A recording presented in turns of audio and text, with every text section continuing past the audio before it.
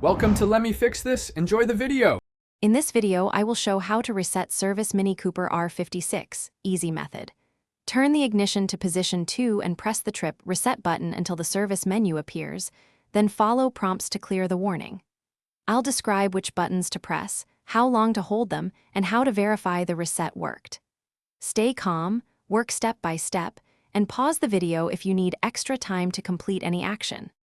In this video, I will show how to reset Service Mini Cooper R56, easy method.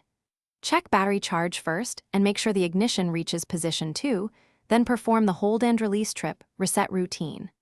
I'll highlight common mistakes like releasing too soon or misreading the display, and explain when a simple reset won't fix a deeper issue. If warnings persist, consider a diagnostic check or professional help to avoid driving risks. In this video, I will show how to reset Service Mini Cooper R56, easy method. Once you clear the indicator, turn the ignition off and start the car to confirm the light stays off and no messages reappear. I'll guide you through a quick drive check and what to look for on the dash to know the reset held. If the light returns, stop and troubleshoot further or consult a technician for safety. Thanks for watching. If you found this helpful, don't forget to like and subscribe.